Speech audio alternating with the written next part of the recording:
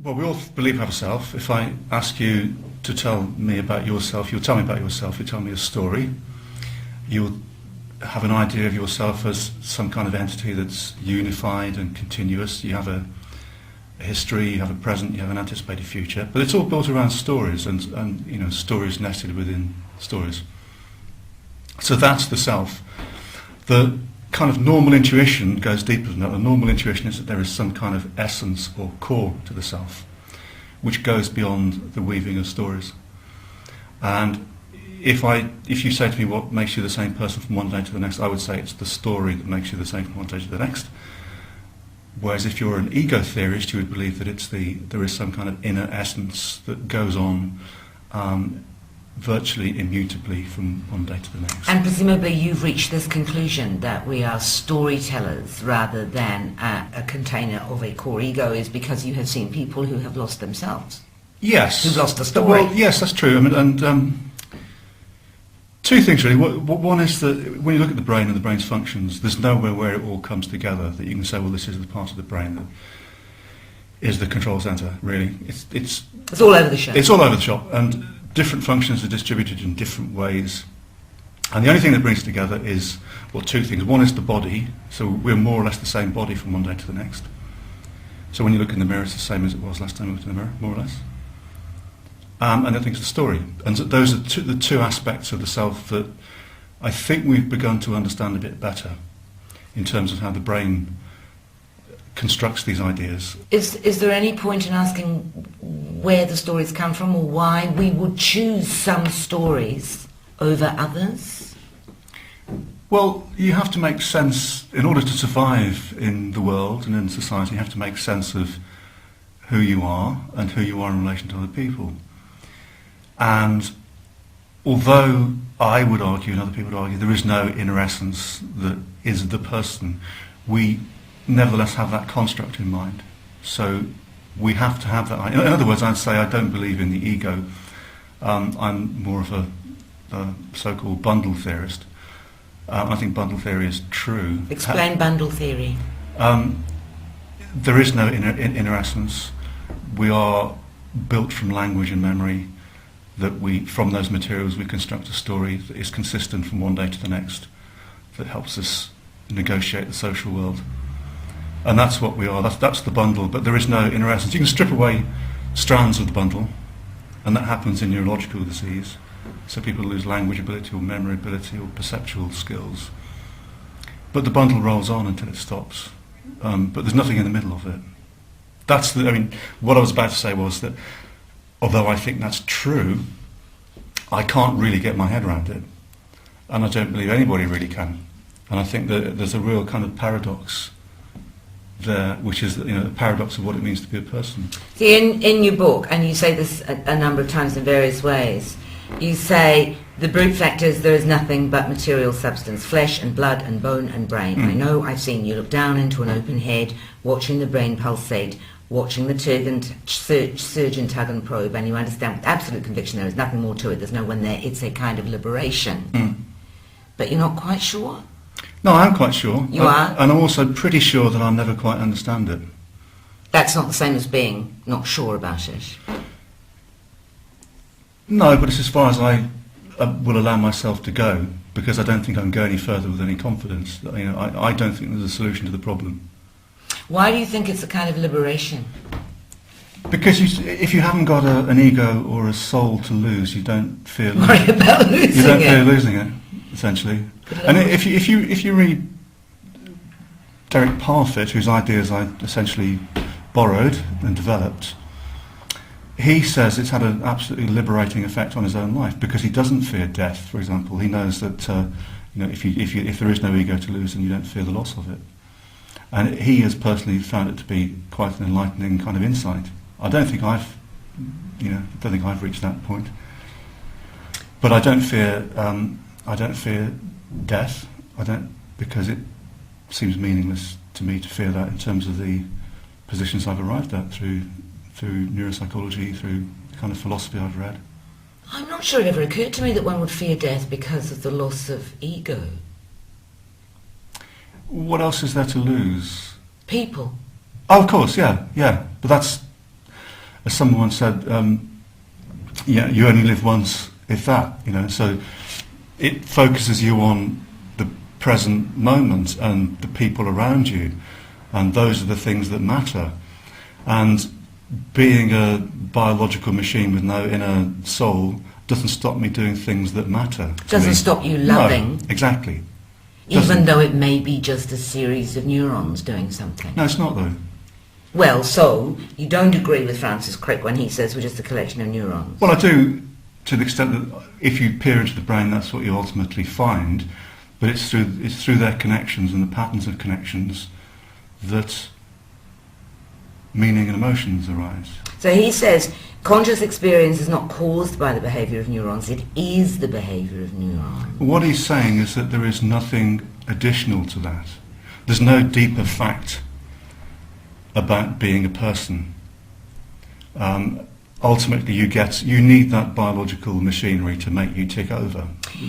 Is this anything different from, I think it was Scott Fitzgerald, who said that personality is merely a series of successful gestures? I don't know that quote, but it's a good one. I think I'd Does kind that of make, go along with that. Does yeah. that make sense to you? Yeah.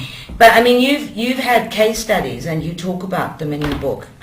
Robert, for example, you know, under ordinary circumstances you would think that Robert was having a midlife crisis, but what happened to him? Well, he had a slow-growing benign tumour, which gradually recalibrated his personality. Which is an amazing expression, recalibrated his personality. If you go down into the bar and have a bottle of wine, you'll recalibrate your own personality. You know? Yeah. And we do it all the time.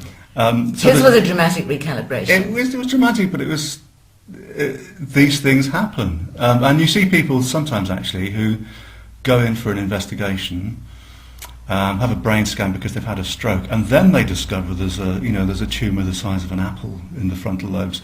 The question is, would they ever have been the person they thought they might have been? I mean, exactly. You know, so the brain is constantly reshaped, reorganised through experience.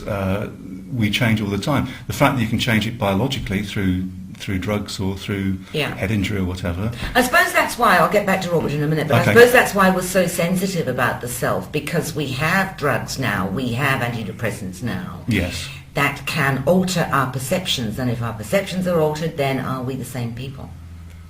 Well, we feel more fragile now. We do, yeah. But there are other ways to reconstruct the person, I think. You can do it through psychotherapy, for example. You don't have to do it pharmacologically. Well, doesn't stop that sense of fragility though, does it? It's still changing your perceptions, making you shuck off maybe one story and going to another story. Yeah. Huh? Yeah. So Robert decides he doesn't want his life anymore and goes and buys a guitar. That's right. Fender Stratocaster. Yeah, he leaves his wife and kids and he goes and gets a job in a seaside town. Which is not unimaginable. No, I mean, presumably middle-aged men do this a lot. And these things happen all the time. And the thing is that unless the tumour had been discovered, it would have been construed as the midlife crisis, and these things happen all the time. The only way it was discovered, I think, was because he started developing epilepsy. That's right, he developed epileptic fits, and as a part of the investigative process, they found the tumour, and it was one that could be removed. It didn't leave him completely undamaged, and he wasn't the same person again.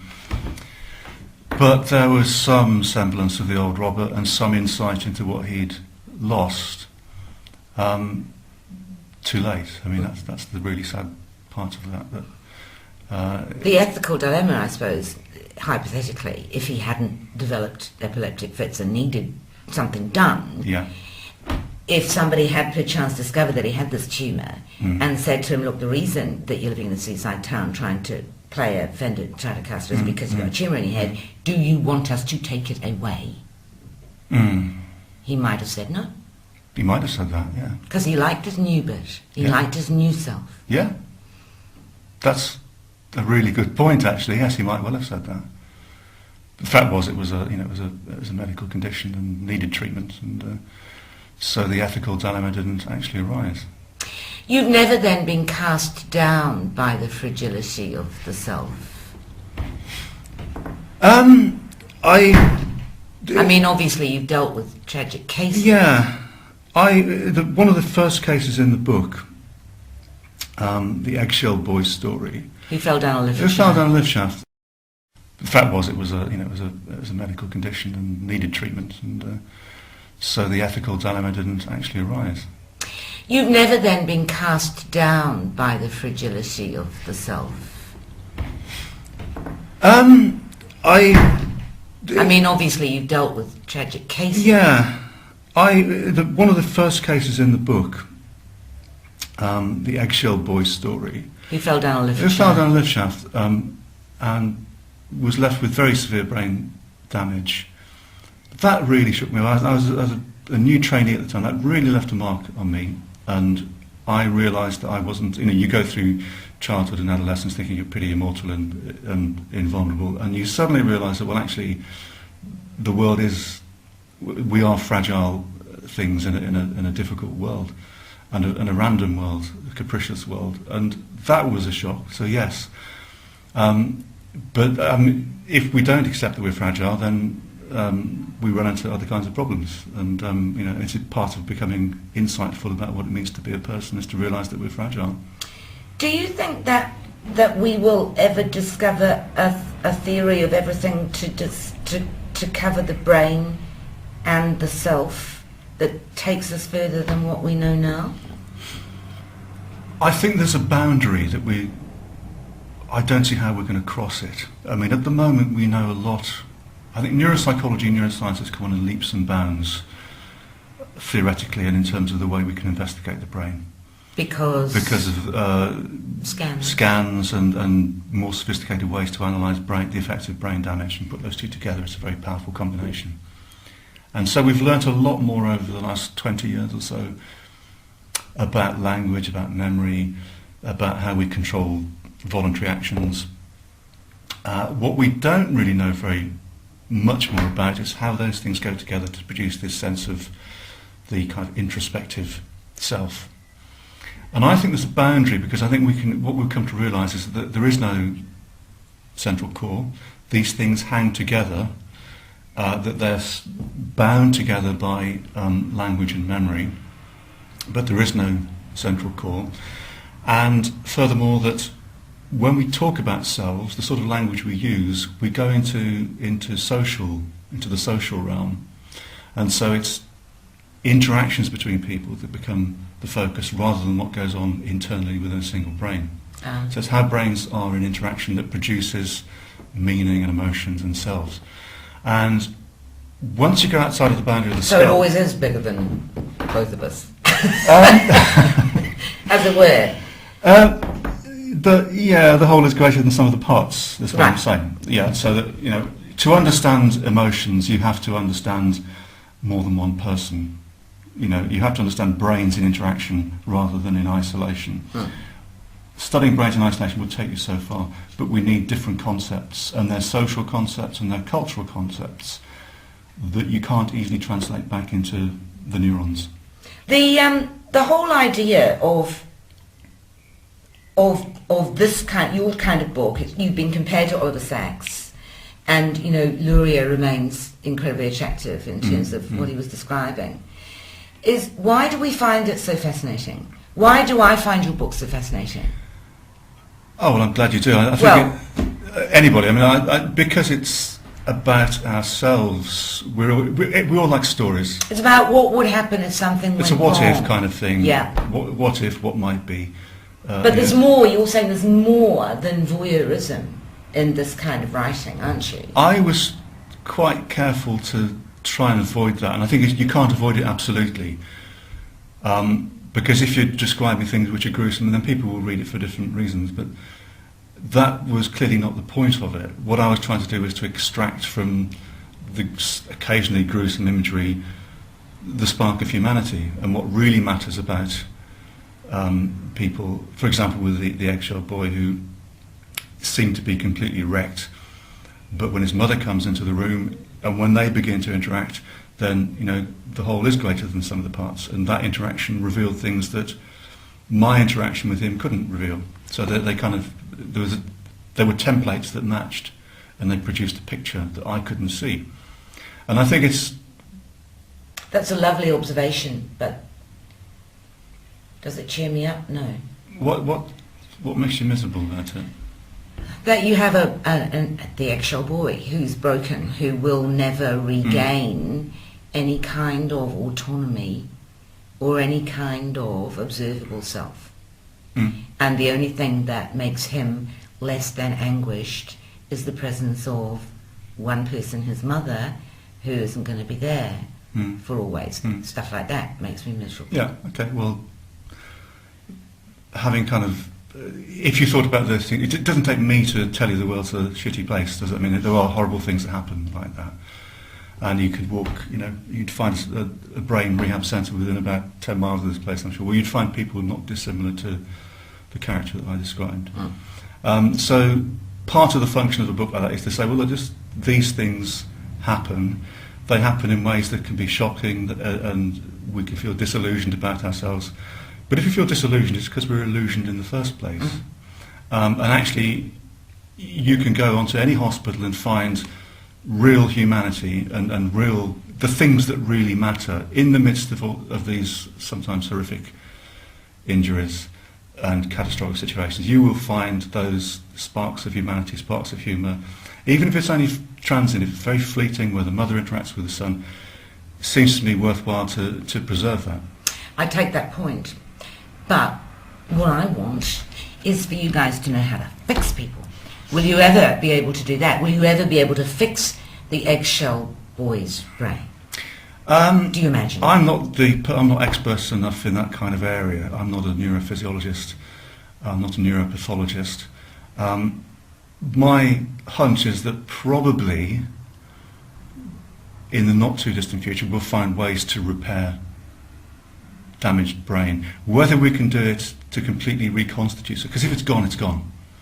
If you have a part of the brain that houses emotional memories and it's wiped, then it's wiped.